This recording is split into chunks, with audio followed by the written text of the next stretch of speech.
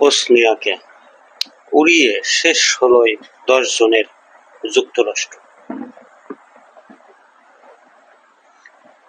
Bosnia হার্জেগোভিনার বিশ্বকাপ স্বপ্ন থেমে গেল প্রথম নকআউট ম্যাচেই।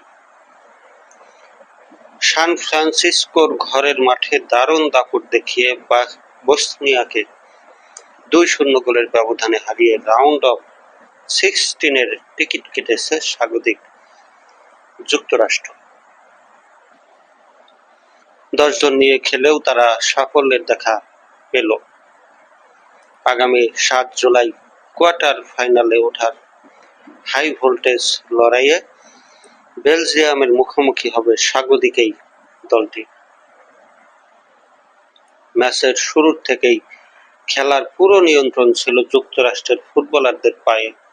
প্রথমার্ধের হাইড্রেশন ব্রেক, তীব্র গরমে পানি পানের বিরতি পর্যন্ত কোনো দল গোলের দেখা না পেলেও মাঠের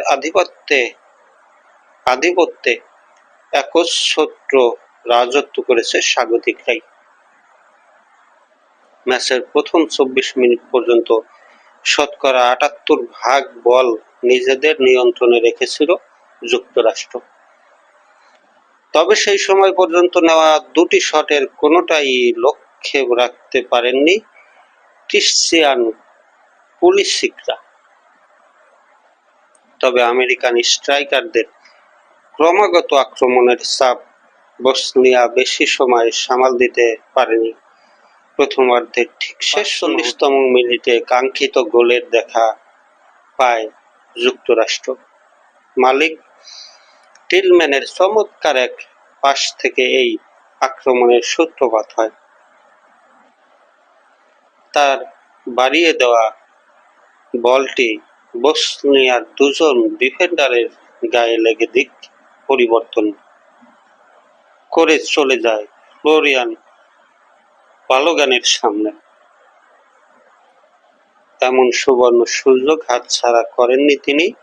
সামনে তীরে আসা বসনিয়া গোলরক্ষক নিকোলা ভাসিলকে বোকা বানিয়ে অত্যন্ত ঠান্ডা মাথায় বল জালে জড়ান এই আমেরিকান স্ট্রাইকার।